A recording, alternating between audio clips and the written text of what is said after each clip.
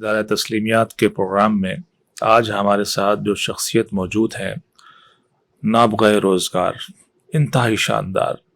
آپ گفتگو سنیں گے نہ صرف محظوظ ہوں گے بلکہ قلب کی اصلاح مجھے یقین ہے وہ ضرور ہوگی. آج ہمارے ساتھ موجود ہیں حضرت علامہ مفتی سید ارشاد حسین اشرفی دامت برکاتہم العالیہ. آپ کی شخصیت نابغہ روزگار ہے، کسی تعارف کے محتاج نہیں ہے. آج جو گفتگو آپ سننے جا رہے ہیں یہ آپ کی قلب کی اصلاح کا باعث ہوگی، اور دین کے حوالے سے، اعمال کے حوالے سے، دینی اعمال میں رغبت کے حوالے سے بہت ساری باتیں آپ کی معلومات میں شامل ہونے جا رہی ہیں. تو بلا کم وقاص گفتگو کا آغاز کرتے ہیں. السلام علیکم ورحمۃ اللہ وبرکاتہ. وعلیکم السلام ورحمۃ اللہ وبرکاتہ. ہماری خوش نصیبی ہے کہ آج آپ نے ہمیں وقت دیا. میرے لیے سعادت. سب سے پہلے تو آپ کا تعارف آپ کی زبانی. اعوذ باللہ من الشیطان الرجیم، بسم اللہ الرحمن الرحیم. چمک تجھ سے پاتے ہیں سب پانے والے. جو کچھ ہے وہ سرکار کا صدقہ ہے اور نسبت کا کمال ہے. فخر اور غرور میں فرق یہی ہے کہ فخر وہ ہوتا ہے جس کو سننے والا بھی سن کر خوش ہو. واہ واہ واہ. غرور یہ ہوتا ہے جس کو سننے والا سن کر کبیدہ خاطر ہو جائے. اللہ کیا بات ہے. میرے پاس جو نسبتیں ہیں اس پر مجھے غرور تو ہو ہی نہیں سکتا، فخر ضرور ہے. ہم حسنی حسینی سید ہیں الحمدللہ. ہمارا خانوادہ عرب سے ہندوستان تشریف لائے اور پھر جدید تاریخ میں جو پچھلے 250 سال کی جس کا مجھے براہ راست اپنے دادا کے ذریعے علم ہوا. میرے دادا علامہ سید محمد حسین میٹھی سبحان اللہ رحمۃ اللہ علیہ، ماشاء اللہ. اور میرے دادا کے والد حضرت علامہ مولانا غلام حسین میٹھی رحمۃ اللہ علیہ، یہ اعلیٰ حضرت کے ہم عمر بھی تھے اور ہم اثر بھی تھے، اور اعلیٰ حضرت کے جی، اور پڑوس بھی تھا، دیوار سے دیوار ملی ہوئی تھی. ماشاء اللہ ماشاء اللہ. اتنی بے تکلفی تھی اعلیٰ حضرت سے میرے دادا کے والد کی کہ وہ ادب آداب کا خیال ملحوظ نہیں رکھ پاتے تھے. اتنے برابری کی بنیاد پر درست. سبحان اللہ سبحان. علم کے حوالے سے بھی، اور پھر اعلیٰ حضرت سادات کا احترام اتنا فرماتے تھے. تو والد کی پیدائش میری بریلی شریف کی، اور اعلیٰ حضرت سے 20 سال چھوٹے ہیں. اعلیٰ حضرت کی پیدائش ہے 1856 کی، میرے دادا کی پیدائش ہے 1877 کی. اس کے بعد 25 برس ملے اعلیٰ حضرت کی صحبت میں. سبحان اللہ سبحان اللہ. تو یہ نور علی نور کہ نسبی تعلق سرکار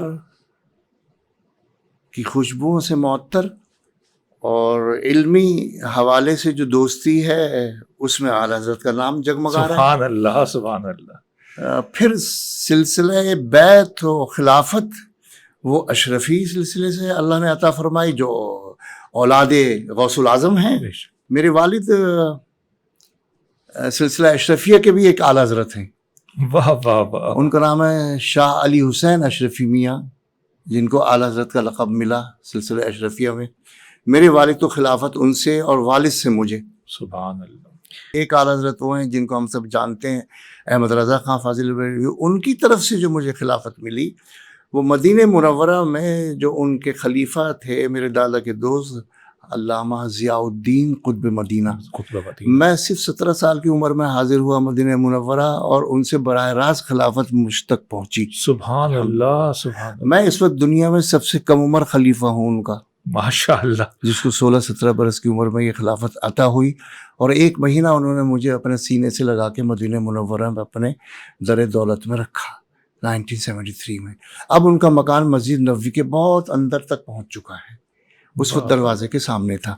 تو یہ 2 اعلیٰ حضرت کی خلافت صرف ایک واسطے سے مجھ تک پہنچی، دونوں کی الحمدللہ. اتنی روحانی تعلقات آپ کے، تو کیا وجہ ہے آپ خطابت کے میدان میں ادھر ادھر آپ نظر نہیں آتے زیادہ؟ جی، کچھ پریورٹیز ہوتی ہیں ہر فیملی کی. مختلف فیملیز ہیں جو بزنس میں ہیں، کوئی ٹیکسٹائل میں ہے، کوئی مینوفیکچرنگ میں ہے، کوئی آٹو موبائل میں ہے. پوری دنیا میں فیملیز اپنے اپنے شغف سے پہچانی جاتی ہیں. جی. تو دادا میرے تقریباً 200 سال پہلے اپنے وقت کے کروڑ پتی تھے، اتنا بزنس ان کا اس وقت تھا، اور انہوں نے اپنی ساری دولت مسلک اہل سنت کی ترویج کے لیے بتعمیل حکم اعلی حضرت سبحان اللہ، خرچ کر دی۔ اس بنا پہ ہمارے خاندان کی روایت ہے، اور یہ بہت عرصہ دراز سے یہ ہے کہ مذہب کو خدمت کے لیے حاصل کیا جائے، مذہب کو کمائی کے لیے حاصل نہ کیا جائے۔ اللہ یہ ایک فارمولہ ہے ہماری فیملی کا، اللہ، جیسے اور فیملیوں کے فارمولے ہیں، پوری دنیا میں فیملیز ہیں جو اپنی اپنی پہچان بنائے ہوئے ہیں۔ ہماری فیملی کی پہچان یہ سبحان ہے اللہ، کہ خرچ کیا جائے، حاصل نہ کیا جائے، واہ واہ واہ، مال بذریعہ دین، یہ بذریعہ تبلیغ۔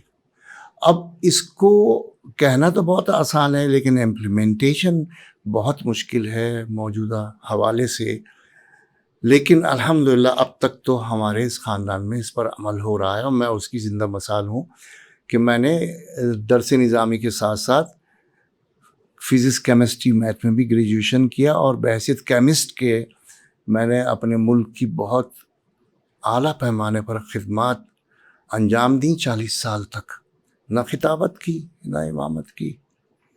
اب الحمدللہ اس رب کا شکر ادا کرنے کی ادنا کوشش میں مصروف ہوں کہ دین کی خدمت جو اللہ مجھ سے لینا چاہے لیتا رہے، میں اس کے لیے ہمہ وقت حاضر ہوں الحمدللہ۔ آپ نے بڑی ایک اہم بات ارشاد فرمائی، معاوضہ نہیں لیتے۔ تو یہ جو اس وقت ہم معاشرے میں دیکھ رہے ہیں، ہمارے خطبہ ہیں، امام حضرات ہیں، مسجد کے خدمت گزار ہیں، سب تنخواہیں اور ان کو مراعات دی جاتی ہیں، تو کیا یہ درست نہیں ہے؟ بہت ہی نازک آپ کا سوال ہے، اور بہت ہی بنیادی نوعیت کا ہے۔ یہ عبادت سے پہلے کا مسئلہ ہے، اہم مسئلہ ہے، اس پر ڈسکس کرنا عبادت سے پہلے کا مرحلہ ہے۔ یہ جو جی آپ جی نے بیان فرمایا بہت نازک ہے، ہم اس مرحلے سے بڑی تیزی سے گزر جاتے ہیں اور براہ راست عبادت پہ آ کے رکتے ہیں۔ نمازوں کی فکر ہے کہ لیکن نماز میں جو وضو میں پانی ہے اس کی پاکی ناپاکی کا لحاظ نہیں ہے، واہ، وضو پہ زور ہے، نماز پہ زور ہے۔ اب نماز پڑھانے والا کون ہے اس پہ زور نہیں ہے، وہ کس نیت سے وہاں کھڑا ہوا ہے آگے امامت کی منصب پر، اس پر زور نہیں ہے۔ تو پھر ہمیں اینڈ رزلٹ پر جو کچھ ہمیں مل رہا ہے وہ وہی ہے جو معاشرے میں نظر آ رہا ہے۔ شریعت میں بند گلی نہیں ہوتی، یہ ہماری شریعت مصطفی کا ایک کمال ہے اور اعجاز ہے۔ کیا جملہ آپ نے فرمایا، شریعت میں بند گلی نہیں بند ہوتی، گلی نہیں ہوتی، کیا بات آپ نے فرمایا۔ اور اس میں اجتہاد کا دروازہ کسی مذہب میں نہیں تھا، صرف ہمارے مذہب میں ہے کہ جیسا ماحول ہو، جیسی پرابلم ہو، اس کا حل کرنے کے لیے علماء اپنی تمام تر توانائیاں پورے خلوص کے ساتھ استعمال کر رہے۔ تو کیا آپ کو آج لگتا نہیں ہے کہ آج ہمارے جو ماحول بنا ہوا ہے تو ایسا تو محسوس ہوتا ہے کہ شریعت جی میں وہی عرض کر رہا ہوں کہ اس میں بند گلی نہیں ہے۔ اب جب یہ موقع آیا اور یہ نوبت آئی ابتدائی خلافت راشدہ میں جی کہ مسلمان متومل ہو گئے اور معاشی ضروریات اللہ نے ایسی پوری کی جیسا کہ سرکار نے فرمایا صلی اللہ کہ تم پر خوب برسے گی سبحان دنیا، اور 25 سال کے اندر اندر یہ ساری کیفیت ہو گئی کہ مدینہ منورہ کا کوئی فرد لکھپتی سے کم نہیں تھا۔ تو پھر مصروفیت بڑھی، پھر فتوحات ہوئیں تو سفر بڑھے، نقل مکانی بڑھی، تو اس کی بنا پہ پھر مساجد کی طرف توجہ کم ہوئی امامت اور خطابت اور اذان کے حوالے سے۔ تو اب بند گلی تو تھی نہیں، نہ کوئی تصور تھا کہ معاوضہ لیا جائے یا کوئی مشاہرہ مقرر کیا جائے۔ تو حضرت عمر فاروق رضی اللہ تعالیٰ عنہ نے یہ سلسلہ بنایا کہ نماز کی تو اجرت نہیں ہے، لیکن وقت جو یہ ہم ان کو محدود کریں گے، اس محدود ہونے کی بنا پر ان کے اخراجات کی ادائیگی ہم کریں گے۔ نماز کا معاوضہ نہیں ہے، وقت چونکہ یہ کہیں اور نہیں جا رہے، تو اس بنا پہ تو وہ بند گلی کا میں راستہ کھل گیا، لیکن ایک راستہ ابھی بھی بند ہے، وہ ہے طلب کا۔ اللہ اللہ اللہ، ایک ہے عطا اور ایک ہے طلب۔ خدا کی بارگاہ میں عطا رب کی طرف سے ہوتی ہے، طلب ہماری طرف سے ہوتی ہے، یہ دونوں چیزیں ایک ساتھ چلتی ہیں۔ لیکن نماز کے معاملے میں صرف عطا ہی ہے، طلب نہیں ہے. ذرا اس کی وضاحت فرمائیں.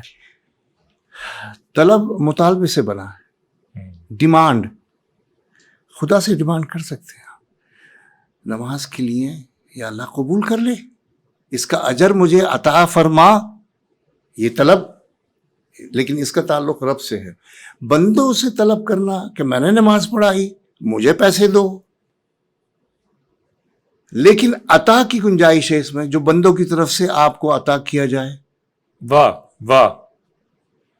اس کی گنجائش ہے، طلب کی گنجائش نہیں ہے. تو آپ کا کام تو ہو گیا. مل جائے. جو عطا ہو رہا ہے اس پر آپ شکر ادا کریں، اور اس میں بے جا مباحثہ. اب عطا کرنے والے سے میرے مراد منتظمین ہیں اور عوام الناس ہے. ان کو چاہیے کہ وہ احترام کے ساتھ ساتھ جو مادی ضروریات ہیں علماء کی، ان کو محسوس کریں، ان کو کیلکولیٹ کریں، اور ان کی ادائیگی بشکل نذرانہ اس کا انتظام بھرپور کریں، تاکہ طلب تک نوبت ہی نہ آئے. اچھا، ہم نماز کی بات کر رہے ہیں تو امام کا اور نماز کا تعلق کیا ہے؟ امام کا اور نمازی کا تعلق کیا ہے؟ اللہ اکبر، اللہ اکبر. یہ ایک ہی لڑی کے موتی ہیں. خدا اور رسول صلی اللہ اور علیہ پھر وسلم. مومنین تمام. لڑی خدائی ہے، حکم مصطفائی ہے. سبحان اللہ، سبحان اللہ، سبحان اللہ. لڑی خدائی ہے، حکم مصطفیٰ ہے. کیا اچھا جملہ ہے، انشاءاللہ. ذریعہ اور سبب علماء ہے. واہ. امام کوئی منصب نہیں ہے، منصب عالم ہے. منصب عالم ہے، عالم ہی امام ہو سکتا ہے. واہ واہ. تو منصب امامت نہیں ہے، منصب ہے علمیت. علمیت. علمیت سے مراد کیا ہے کہ دین کا ادراک، دین کیا حکم دیتا ہے، دین کی حقیقت کیا ہے. دین کی حقیقت سجاوٹ اور بناوٹ اور سنگار ہے، یہ دین کی حقیقت خلوص ہے. یہ ایک عالم ہی جانتا ہے. اس لیے ہمارے دین میں امامت کی شرط علمیت ہے، حلیہ نہیں ہے. اولیاء نہیں ہے. نو، فرسٹ پریورٹی نہیں ہے. لیکن ایسا لگتا ہے آج کل تو کہ اولیاء ہی سب اور کچھ ہے. دوسری پریورٹی ہے تلفظ کی ادائیگی. سیکنڈ پریورٹی کہ جس کو قرآن پڑھنا آتا ہو، یہ سیکنڈ پریورٹی. پہلی پریورٹی یہ ہے کہ نماز ہے کیا اور پڑھی کیسی جائے گی، اس میں واجبات کیا ہیں، مکروہات کیا ہیں، اراکین کیا ہیں، فرائض کیا ہیں، سجدہ سہو کیسا ہوگا، کب ہوگا، ہوگا نہیں ہوگا. یہ سارے مسائل سے واقفیت ہی اس کو اس منصب پر اجازت دے گی کہ وہ نماز میں امام کا فریضہ سر انجام دے. اگر یہ نہیں ہے تو نرا دھوکہ ہے. اچھا بتا، فرمائے نماز کیا ہے؟ اللہ،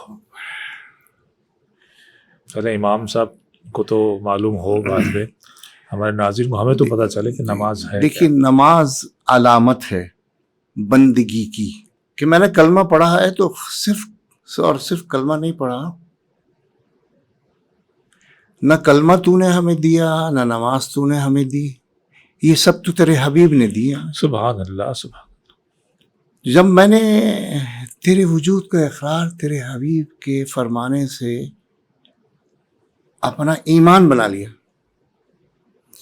تو یہ کیسے ممکن ہے کہ اس نے حکم دیا ہو کہ اس کا ثبوت دو کہ تم نے میرے کہنے پر ایمان کو اپنے عقیدے کا حصہ بنا لیا. اس کا ثبوت یہ ہے کہ تم نماز پڑھو. سبحان اللہ. تو نماز جو آپ نے فرمایا کیا ہے، تو بنیادی طور سے وہ بندگی کی علامت ہے. بندگی کی علامت ہے. معبود کے آگے عبد ہو تو اس وقت کیفیت کیسی بننی چاہیے، وہ ریلیشن کیسے ڈیولپ ہوگا. السلام علیکم کہہ کے آپ مسجد میں بیٹھ جائیں اور سر اوپر اٹھا دیں تو یہ ریلیشن نہیں. اتنا خوبصورت ریلیشن ہے میرے سرکار کی کس ادا پر قربان ہوا جائے کہ اللہ نے نہیں بتایا قرآن میں کہ کیسے عبادت ہوگی، میرے محبوب نے سکھایا کہ میں بتاؤں گا سب سے خوبصورت عبادت کیسے۔ سبحان اللہ سبحان اللہ۔ تو میرے آقا نے یہ ریلیشن اتنا خوبصورت بنایا ہے کہ پوری دنیا میں چیلنج ہے، ساری عبادت کرنے والوں کو آپ ایک جگہ اکٹھا کر لیں اور ہر ایک سے کہیں کہ اپنے اپنے طریقے سے عبادت کریں۔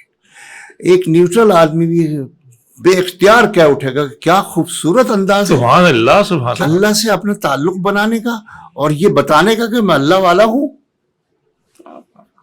وہ اللہ جس کا شریک کوئی نہیں، میں ثبوت دے رہا ہوں اس کا۔ اور اتنا خوبصورت انداز ہے نماز کا، کوئی پوسچر، کوئی حرکت، کوئی جنبش واہ واہ، ایسی نہیں ہے جو بندے کو خدا سے قریب نہ کرتے۔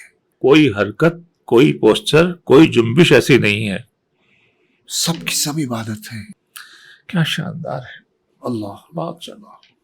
اور ہمیں حکم یہ ہے کہ اس میں جتنی پاکیزگی تم برت سکتے ہو وہ برتو، اس کا لحاظ کرو۔ روزے میں پاکیزگی کا کوئی دخل نہیں ہے، کپڑے پاک ہو نہ پاک ہو روزہ رکھ سکتے ہیں آپ۔ اللہ اللہ اللہ۔ زکوٰۃ دینے میں کوئی پاکیزگی کی شرط نہیں ہے، کسی بھی حالت میں آپ زکوٰۃ دے سکتے ہیں۔ لیکن نماز ایک ایسا ثبوت ہے بندگی کا جس میں اللہ بہت ہی حساس ہے، اللہ بہت ہی حساس ہے، بہت سینسٹیو ہے۔ وہ جانماز پاک ہونی چاہیے، لباس پاک ہونا چاہیے۔ نماز کا ارادہ کرو تو جسم پاک ہونا چاہیے، پاک ہونے کے باوجود وضو ہونا چاہیے۔ جب میں پاک ہوں تو وضو کیوں کروں؟ سبحان اللہ سبحان۔ نہیں، تم ہمارے پاس آ رہے ہو، ذرا شان و شوکت سے آؤ۔ اور یہ وضو کیا ہے، یہ قیامت کے دن پتہ چلے گا۔ وہ تمام اعضاء جو وضو سے دھلتے ہیں وہ ایسے چمکیں گے جیسے 14ویں کا چاند۔ سبحان اللہ سبحان اللہ سبحان اللہ سبحان۔ یہ اتنا خوبصورت عمل ہے جس میں اتنی پابندیاں ہیں کہ کسی عبادت میں اتنی پابندیاں نہیں ہیں۔ سبحان رخ ایک طرف ہوگا، نگاہ ایک طرف ہوگی، توجہ ایک طرف ہوگی، سبحان اللہ سبحان۔ بات چیت نہیں ہوگی، رخ نہیں گھمایا جائے گا، توجہ ادھر ادھر نہیں جائے گی، ایک ہی نقطے پہ مرکوز رہ کر تم کہاں کھڑے ہو، میری بارگاہ میں کھڑے ہو۔ اللہ اللہ اللہ اللہ۔ اتنی پابندیاں کسی عبادت میں نہیں ہیں۔ رکعت محدود، وقت محدود، فجر کی نماز فجر کے وقت ہی پڑھی جائے گی، سارا دن تک محیط نہیں ہو سکتا۔ لا، وہ تو پھر قضا ہے۔ وقت محدود ہے، ہر وقت نماز نہیں ہو سکتی۔ اللہ اللہ۔ ہر نماز کا ایک وقت، ان الصلاۃ کانت علی المؤمنین کتابا موقوتا، فکس ٹائمنگ ہے۔ موقوت کہتے ہیں فکس ٹائمنگ۔ اتنی پابندی کیوں ہے؟ زکوٰۃ کبھی بھی آپ دے دیں، صبح دے دیں، شام دے دیں۔ یہ بہت خاص عبادت ہے، اس کا اہتمام بھی سب سے زیادہ ہے اور اس کا اجر بھی سب سے زیادہ ہے۔ جب مجھے رب سے باتیں کرنی ہوتی ہیں جی، تو میں نماز پڑھتا ہوں، اور جب میں یہ چاہتا ہوں کہ رب مجھ سے باتیں کرے تو میں قرآن پڑھتا ہوں۔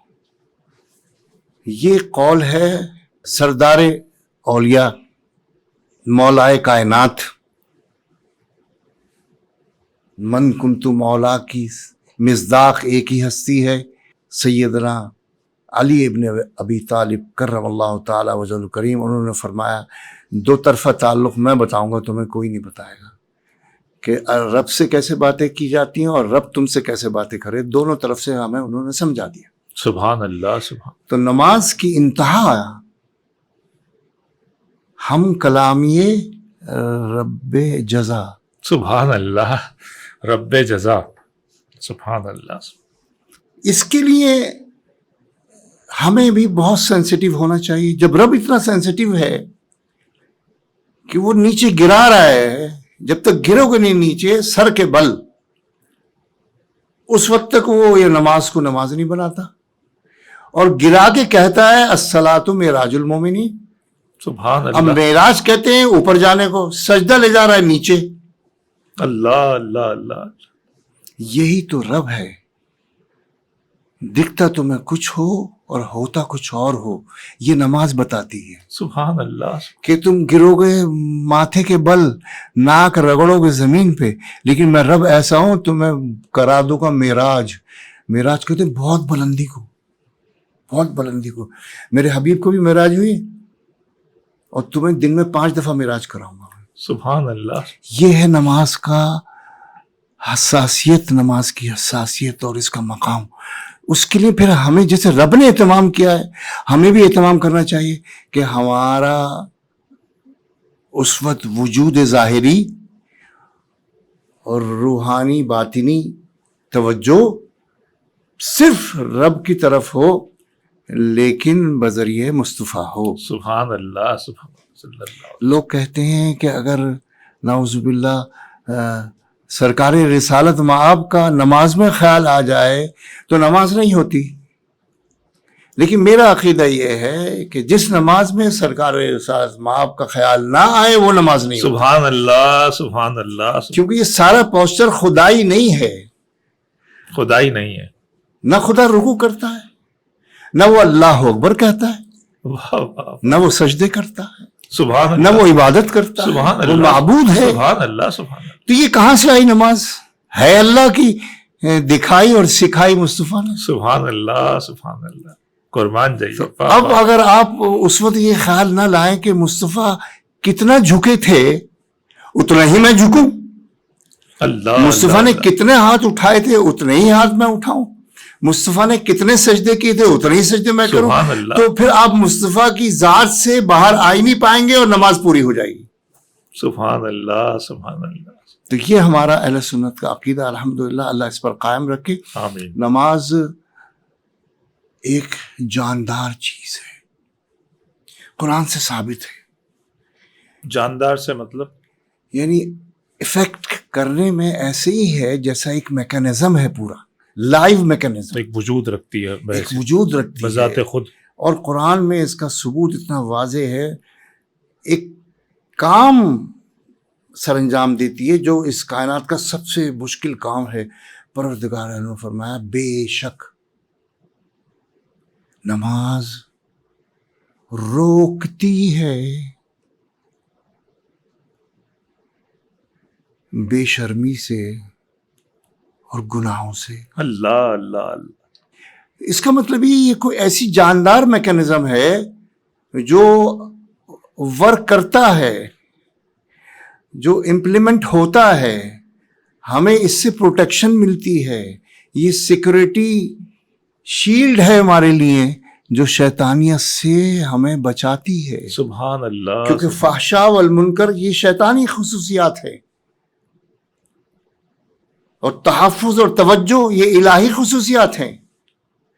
یہ نماز اتنی سینسیٹیو ہے ہی اس لیے کہ یہ ورک کرتی ہے اور یہ شیلڈ دیتی ہے, سیکیورٹی دیتی ہے شیطانیت سے.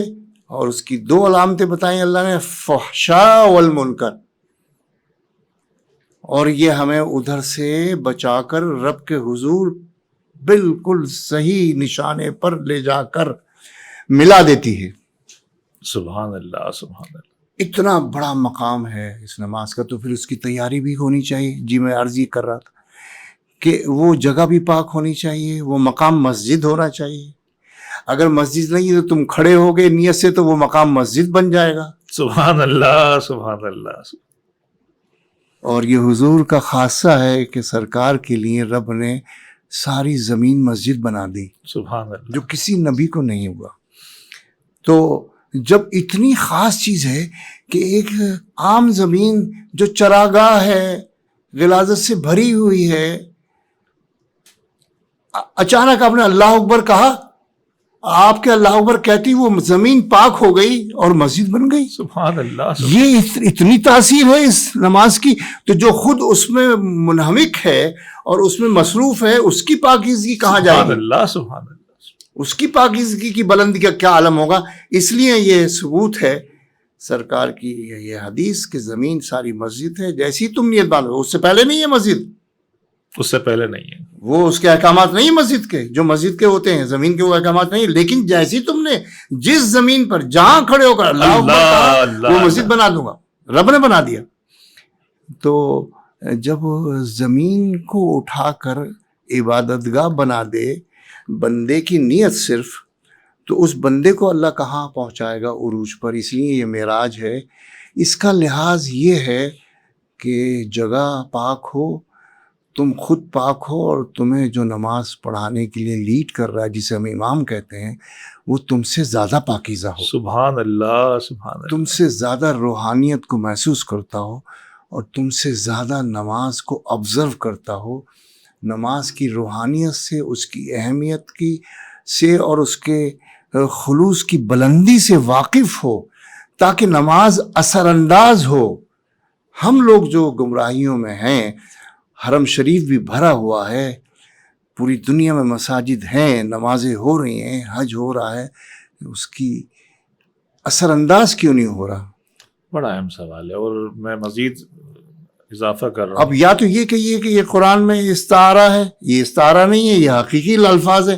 تنہا روکتی ہے عن الفحشاء والمنکر، اس میں کوئی گنجلک نہیں ہے، کوئی اشتباہ نہیں ہے، یہ محکمات آیات میں سے ہے جو انتہائی واضح ہیں، جس کا مطلب یہ ہے کہ نماز تو نہیں روک پا رہی۔ پھر یہی تو اعتراض ہے نا، لوگ کہتے ہیں کہ بھئی دیکھو آپ تو رب کا فرمان، نعوذ باللہ استغفر اللہ، کسی بھی حالت میں، کبھی بھی، کہیں بھی، کیسے بھی مجبور ہو، غلط نہیں ہو سکتا۔ اس کا مطلب یہ کہ نماز کے لیے جو اس کی ورکنگ ہے وہ تو شک اور شبے سے پاک ہے، پھر معاملہ کہاں خراب ہے؟ ادائیگی مشکوک ہے۔ نماز مشکوک نہیں ہے، نہ نماز کا امپریشن مشکوک ہے، کیونکہ وہ رب کا حکم ہے۔ پھر اب ایک ہی سائڈ رہ گئی کہ ہماری طرف سے جو ادائیگی کا اہتمام ہے، اتنی دیر میں آئیں گے نماز کے لیے، بھاگتے ہوئے آئیں گے، اور سلام پھرتی کوشش ہی ہوگی کہ سب سے پہلے ہم نکل جائیں۔ تو روحانیت تو اس میں کہیں بھی نظر نہیں آتی۔ ہمیں یہ بھی پتہ نہیں ہوتا ہمارے امام کا روحانی اور علمی مقام کیا ہے۔ ہمیں بس امام چاہیے جو حلیے میں دکھتا ہو، اندر سے کچھ بھی ہو، تو اس کا نتیجہ پھر یہی ہے جو ہم دیکھ رہے ہیں کہ نمازیں خوب ہیں، قرأت خوب ہیں، حافظ خوب ہیں، لیکن ان سب کا امپیکٹ ہماری زندگیوں پہ نہیں ہے۔ اس لیے ہم محروم بھی ہیں اور مذموم بھی ہیں۔ اللہ اللہ، پروردگار عالم کا ایک نظام ہے، جی، اس نے اس نظام کا ذکر کیا ہے قرآن میں۔ آج الیوم، آج اکملت لکم دینکم، آج میں نے اپنے حبیب کے ذریعے وسیلے سے سبحان اللہ، سبحان اللہ، تمہارا طرز زندگی مکمل کر دیا۔ مذہب نہیں کہا یہاں، الیوم اکملت لکم مذہب حکم نہیں ہے، الیوم اکملت لکم دینکم۔ دین کہتے ہیں طرز حیات کو، دین کا ترجمہ مذہب نہیں ہے، طرز حیات، زندگی کیسی گزارنی چاہیے، وہ میں نے سب اپنے مصطفیٰ کے ذریعے تمہارے دامن تک پہنچا دیا۔ بے شک، تو خدا کی طرف سے تو نعوذ باللہ کوئی خامی یا کمی کا سوال ہی نہیں، کیونکہ تکمیل کا لفظ خدا نے استعمال کیا ہے۔ تکمیل کہتے ہیں ہاں ہما جہت خوبصورت ترین، کوئی کمپلیٹ، ایسا نہ ہو شعبہ جو تشنا رہ جائے تو دین نہیں رہے گا۔ اس بنا پہ غلطی ساری ہماری ہی ہے، یقیناً ہماری ہے۔ رب سے شکایت کرنے کی ہمارے پاس گنجائش بھی نہیں ہے، اور کرنی بھی نہیں چاہیے۔ رب سنتا نہیں، اتنی قتل و غارت گری، اتنی تباہی، اتنی ذلت، اتنی رسوائی، اتنی کم مائیگی، اتنا قد چھوٹا ہو گیا، یہ رب کی طرف سے نہیں ہے، اللہ اللہ، یہ رب کی مرضی نہیں ہے، یہ سب نماز کی طرف توجہ کم کرنے کا نتیجہ ہے۔ میں یہاں مزید گفتگو کو تھوڑا سا آگے بڑھانا چاہوں گا۔ قبلہ یہ فرمائیے گا، یہ تو بات سامنے آ گئی کہ ہماری کوتاہی ہے، ہماری کجی ہے، ہم نماز کو اس کے صحیح مقام پر نہ سمجھ پا رہے ہیں، نہ ادا کر پا رہے ہیں، تو ہم اس غفلت کے مقام تک من حیث القوم پہنچے ہوئے ہیں، کیوں پہنچے ہیں؟ بھئی غفلت ہے کیوں؟ دیکھیے، بیماریاں ہیں جو جسم انسانی کو لاحق ہوتی ہیں، وہ آہستہ آہستہ کم ہوتی جا رہی ہیں اور ان کا علاج بھی دریافت ہوتا جا رہا ہے۔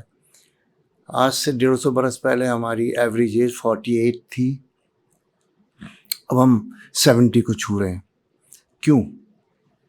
کہ ہمیں یہ پتہ چل گیا کہ کس سے بیماری ہوتی ہے، وہ وجوہات کیا ہیں اور اس سے بچاؤ کیسے ممکن ہے۔ تو ہم نے یہ ٹارگٹ اچیو کر لیا اور اس میں اضافہ ہو رہا ہے۔ جن ممالک میں طبی ترقی ہوئی ہے، ان ممالک کی ایوریج ایج سب سے زیادہ ہے۔ کیسے ہوا ہے؟ انسان نے توجہ کی وجوہات پر اور علاج پر۔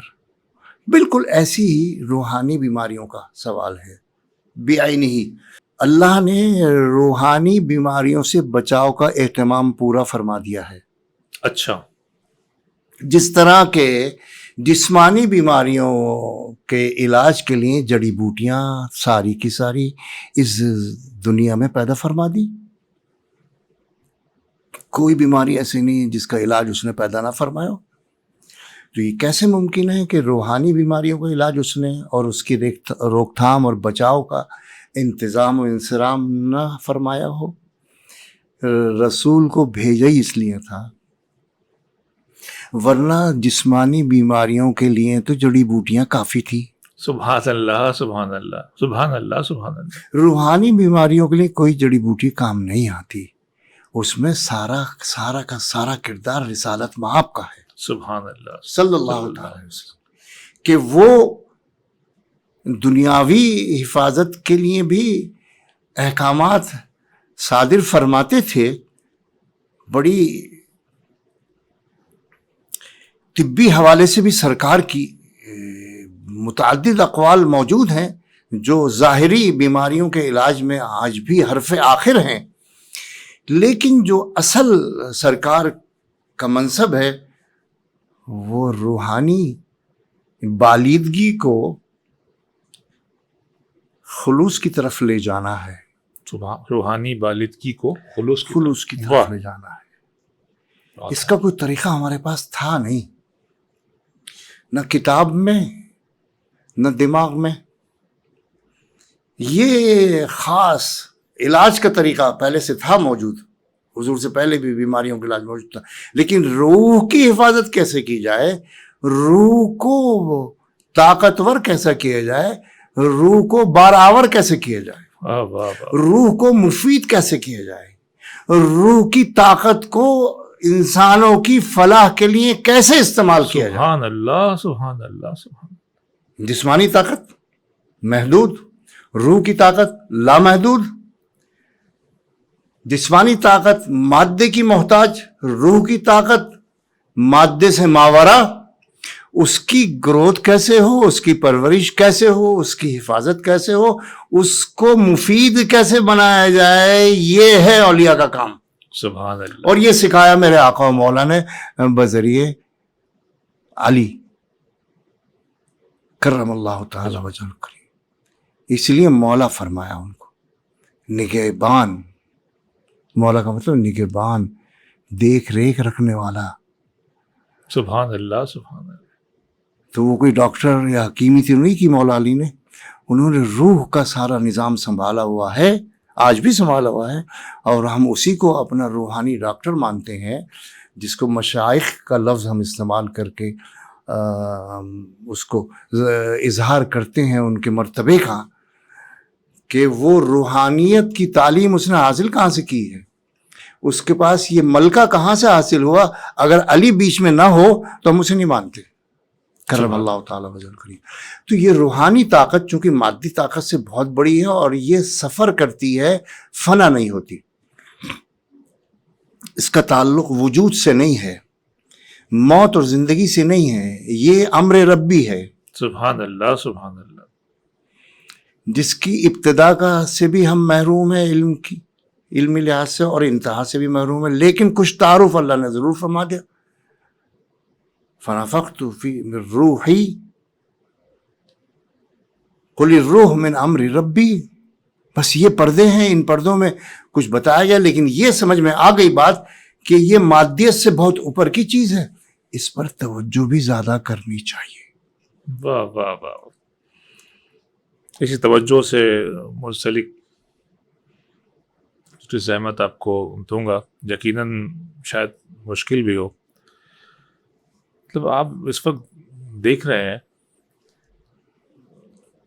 تعلیمات، بیانات، خطابات، خطبات، لیکچرز، مساجد، تبلیغی تحریکیں بھرمار ہے، اور مسجدیں بھی تقریباً فل ہوتی ہیں. لیکن یہ جو عن الفحشاء والمنکر کا جو معاملہ ہے یہ نظر نہیں آ رہا. مطلب وہ جو کام ہے روحانی تعلیم کا وہ بے شمار لوگ کرتے ہوئے نظر آ رہے ہیں. وہ روحانی تعلیم کے نام پر لوگوں کو بہت کچھ دے رہے ہیں، سلسلے موجود ہیں، آستانے موجود ہیں. نہیں قبلہ، وہ جو آپ کی گفتگو کا رس ہے، وہ جو ثمر ہے نماز کا، جو پھل ہے، مفقود ہے. وہ کسی پراسراریت میں لپٹا ہوا ہے، شاید ہم دیکھ نہیں پا رہے. قطعاً ایسا نہیں ہے، پراسراریت ہمارے دین میں ہے ہی نہیں. ہر شے اظہر من الشمس ہے، چاہے وہ حیات ہو جی، یا موت ہو یا قبر ہو یا حشر ہو یا حشر کے بعد کے معاملات ہو، سب کھول کھول کے میرے آقا نے ارشاد فرما دیے ہیں. اس لیے ہمارا دین واحد دین ہے جس میں پراسراریت نہیں ہے. سبحان اللہ.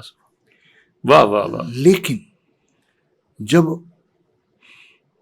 پانی آگ کو بجھا دیتا ہے، ہر ڈوٹ کا ایک اینٹی ڈوٹ ہوتا ہے. جی، اسی طرح نیکیوں کو برباد کرنے کا بھی ایک اینٹی ڈوٹ ہے. اینٹی ڈوٹ، نیکیوں کو برباد کرنے. جی، برائیوں کو برباد کرنے کا اینٹی ڈوٹ تو اللہ نے عطا کر دیا. ان الحسنات یذہبن السیئات. سبحان اللہ. اگر تم بھلائی کی طرف واپس آ جاؤ گے تو پہلے جو تم نے برائیاں کی تھی وہ میں مٹا دوں گا. واہ واہ. ڈاٹ اینٹی ڈوٹ ہو گیا. لیکن نیکیاں کس چیز سے مٹتی ہیں؟ وہ بھی تو کوئی چیز ہوگی نا. جیسے برائیاں مٹ رہی ہیں نیکیوں سے، ایسی نیکیاں کس چیز سے مٹتی ہیں؟ اس کے لیے دو چیزیں ہیں، وہ قرآن میں ہے، وہ ایک طمع، ایک دکھاوا. اللہ اللہ اللہ. یہ دو چیزیں ہیں جو انسان کو شیطان سے بھی نیچے گرا دیتی ہیں، حلیہ کچھ بھی ہو اس کا. اللہ اللہ اللہ. بظاہر دکھنے میں ولی دکھے، لیکن اگر اس میں یہ دو خاصیتیں ہوں، نہ اللہ نہ کرے، اگر ان میں سے ایک بھی ہے تو وہ نہ قابل تقلید ہے نہ قابل زیارت ہے. طمع اور دکھاوا. فویل للمصلین الذین هم عن صلاتهم یراؤون. نمازیوں کے لیے بد دعا. کمال ہے، حیرت انگیز. اس کا مطلب ہے نماز کوئی اثر انداز نہیں ہو رہی ہے. اگر اس میں دکھاوا آ گیا تو فویل، بربادی ہو. اب بد دعا دے رہا ہے اللہ نمازیوں کو، فا کے ساتھ، ماضیوں کو. اس کا مطلب ہے فقط نماز کافی نہیں ہے جب تک کہ وہ ریاکاری سے پاک نہ ہو. اسی طرح دین کی خدمت اس وقت تک کارآمد نہیں ہے، مؤثر نہیں ہے جب تک کہ طمع سے پاک نہ ہو. واہ واہ واہ. بس یہ دو چیزیں ہیں سارے دین کی. اس میں جو گراوٹ، دین کی گراوٹ تو نہیں ہے، جو دین کو ماننے والے ہیں ان کی گراوٹ ہے. دین تو ہمیشہ اونچا رہے گا. تو ہماری گراوٹ کی وجوہات اور عبادتوں میں اثر پذیری نہ ہونے کی وجہ ریاکاری، اور معاملات میں خرابی کی وجہ طمع.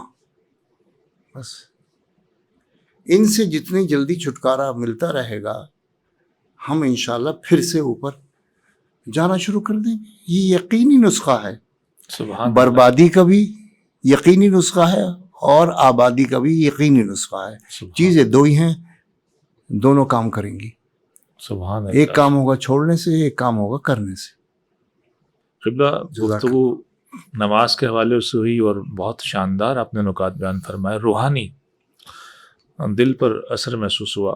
5 وقتہ نماز کی پابندی کیسے کوئی بندہ کر سکے، استقامت کیسے حاصل کی جا سکے، کچھ نسخہ، کوئی فارمولہ، کوئی طریقہ؟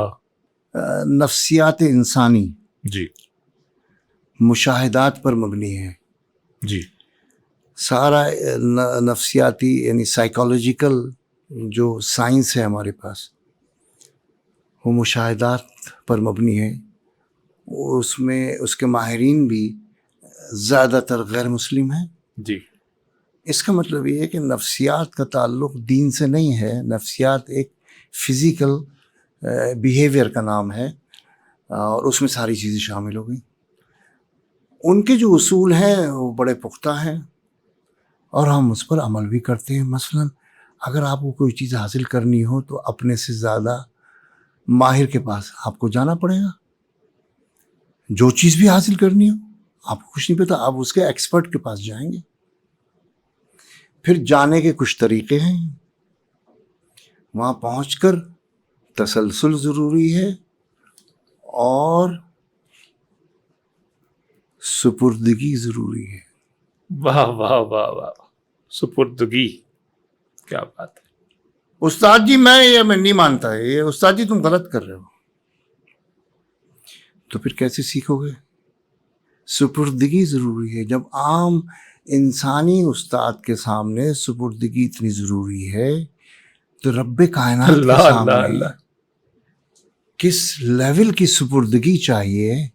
بس اس سپردگی کو جتنا آپ محسوس کرتے رہیں گے روحانیت کا مقام بڑھتا رہے گا. مولا علی کے پیر میں ایک ایسی کیل گھسی کے آر پار ہو گئی، نکالنے میں بہت تکلیف تھی. تو کیا ہوا تھا؟ فرمایا جب نماز پڑھ رہے ہوں اس وقت نکال لینا. اب سپردگی کا عالم یہ تھا کہ انتہائی تکلیف دہ پیر کے تلے میں گھسی ہوئی کیل اللہ اللہ. نکال لی گئی اور ان کو پتہ ہی نہیں چلا. اینستھیزیا، سپردگی. ڈاکٹر کے سپرد کرتے ہیں اینستھیزیا کے ذریعے ہم اپنے آپ کو، وہ کاٹے پیٹے کچھ بھی کریں. نماز سپردگی ہے اور اس سپردگی کی لذت، واہ اس کا واہ. احساس جتنا آپ محسوس کرتے جائیں گے اتنے ہی نماز پھر ورک کرے گی، پھر سبحان جاندار بنے گی. یہ ایک جاندار چیز ہے. تو ہم اپنی صرف نماز ہی نہیں، اگر آپ کسی کی کوئی مدد کر رہے ہیں تو اس میں بھی آپ کے دل میں سپردگی کا احساس ہونا چاہیے کہ یہ صرف میں اللہ کی رضا کے لیے کر رہا ہوں. سپردگی اینستھیزیا کی لیول پر کمال. کچھ بھی احساس نہیں ہے آپ کو سوائے اس کے کہ رب راضی ہو جائے. آپ یہ نہیں دیکھ رہے کون مجھے دیکھ رہا ہے کون مجھے. اینستھیزیا میں کیا ہوتا ہے آپ کو نہیں پتا ہوتا کیا ہو رہا ہے آپ کے ساتھ. آپ ڈاکٹر آپ کے اوپر سارا عمل کرتا ہے. تو اسی طرح رب کتنا کچھ کرے گا، لیکن اس کے لیے ضروری ہے سپردگی ہو کہ بس رب کی رضا کے لیے ہے جو کچھ ہے. میں سلام بھی کر رہا ہوں تو رب کے محبوب کا حکم ہے اس لیے کر رہا ہوں، دکھاوے کے لیے نہیں. تو سپردگی ہماری روحانیت میں پہلی شرط ہے، حصول مقام کی بھی اور حصول علم کی بھی. سبحان اللہ. الحمدللہ الحمدللہ. نماز سے متعلق میرے خیال سے جواب تو اس بات کا آپ کی طرف سے آ چکا ہے، لیکن استعینوا بالصبر والصلاۃ. جی نماز سے مدد، دو چیزوں سے، صبر اور نماز سے. لیکن رزلٹ میں جو ہے نماز غائب ہے. وَاسْتَعِینُوا بِالصَّبْرِ وَالصَّلَاةِ. پھنس جاؤ، مجبور ہو جاؤ، کہیں سے کوئی مدد نہ مل پائے، کوئی راستہ نہ نکل رہا ہو، کوئی سمجھانے والا نہ ہو، کوئی مدد کرنے والا نہ ہو، تو آؤ میں تمہیں بتاتا ہوں. اللہ اللہ اللہ. یہ دو چیزیں ہیں، ان کو اگر تم اختیار کر لو گے تو تمہیں راستہ مل جائے گا. ٹھیک ہوگی؟ مدد طلب کرو. کہتے ہیں غیر اللہ سے مدد، اللہ کہہ رہا ہے مدد طلب کرو. وَاسْتَعِینُوا، استعانت، طلب اعانت، اس کا ترجمہ ہے. نماز غیر اللہ ہے، صبر غیر اللہ ہے، لیکن یہ بیہیویئر ہے اللہ تک پہنچنے کا. سبحان اللہ سبحان اللہ. اس لیے یہ اللہ سے منسوب ہیں دونوں چیزیں. لیکن رزلٹ میں ان اللہ مع الصابرین، سبحان اللہ سبحان اللہ. نماز غائب ہو گئی. ان اللہ مع الصابرین. اسی میں کربلا ہے کہ نمازیں دونوں طرف تھیں، صبر ایک طرف تھا. واہ واہ واہ واہ واہ واہ واہ واہ. تو اللہ پھر نمازیوں کے ساتھ ہے، تو پھر اس کا مطلب ہمیں یہ ماننا پڑے گا یزیدیوں کے ساتھ بھی اللہ تھا. اللہ اللہ اللہ. لیکن قرآن نے فیصلہ کر دیا نماز پڑھتے ہوئے سب دکھیں گے، لیکن جو صبر، اللہ اللہ. کہ صبر سے کیا مراد ہے؟ ایسی کنڈیشن جو آپ کی مرضی کے خلاف ہو، آپ کو تکلیف دے، اس میں کھڑے رہنے کا نام صبر ہے. صبر کا ترجمہ تو کرے نا. سبحان اللہ سبحان. صبر آپ کی مرضی کے مطابق ماحول میں تو ہو ہی نہیں سکتا نا، وہ تو صبر ہے نہیں. وہاں تو شکر کرنا پڑے گا آپ کو. صبر اس وقت ہوتا ہے جب چیزیں چھینی جا رہی ہوں، ماحول آپ کے خلاف ہو، اور پھر آپ مرضی مولا پر کھڑے رہیں، اس کا نام صبر ہے. تو اللہ کدھر ہوگا؟ حق ہے حق ہے. اس لیے کربلا بیان اسی آیت میں ہوئی ہے. یزیدیت اور حسینیت کو اللہ نے اس آیت میں کتنے خوبصورت انداز میں، یہ معجزہ ہے قرآن کا. سبحان اللہ سبحان. کہ تم دیکھو گے اس دن سب قرآن پڑھ رہے ہوں گے، اور اذانیں بھی جلدی کرو، ہماری نماز جمعے کی نکلی جا رہی ہے، جلدی قتل کرو حسین کو، ہماری نماز نکلی جا رہی ہے، جمعے کی نماز دیر ہو رہی ہے، جلدی سے نپٹاؤ معاملے کو. تو نماز تو دونوں طرف تھی. اللہ کس طرف تھا؟ ان اللہ مع الصابرین. تو نماز صبر اگر نہ سکھا سکی تو نماز فقط یزیدیت بن جاتی ہے. واہ واہ واہ. اور اگر سچ کے ساتھ استقامت سکھاتی ہے تو صبر بن جاتی ہے، پھر وہ حسینیت کہلاتی ہے. سبحان اللہ سبحان اللہ. قبلہ بہت شکر گزار ہوں اللہ تعالیٰ کا اور آپ کا کہ اس نے آپ سے ملاقات کروائی. ایک شاندار گفتگو یقیناً ہمارے ناظرین کے لیے بہت کارآمد، سود مند، ثمر آور ثابت ہوگی انشاءاللہ. انشاءاللہ اللہ مجھے بھی توفیق دے عمل کی، اور میں اس لائق نہیں ہوں کہ کوئی گفتگو کی جرت کر سکوں. یہ رب کا کرم ہے، اس کا فضل ہے، بزرگوں کی نسبت ہے کہ اللہ نے یہ توفیق رفیق مجھے مرحمت فرمائی. میں اس پر اپنے رب کا شکر گزار ہوں، اور رسالت مآب کی خدمت اقدس میں درود کی کثرت کی توفیق کا طلبگار ہوں. انشاءاللہ تعالیٰ. اللہ تعالیٰ ہم سب کو نماز پنجگانہ اس کے صحیح منہج اور طریقے پر ادا کرنے کو توفیق عطا فرمائے. وما علینا الا البلاغ. السلام علیکم ورحمۃ اللہ وبرکاتہ.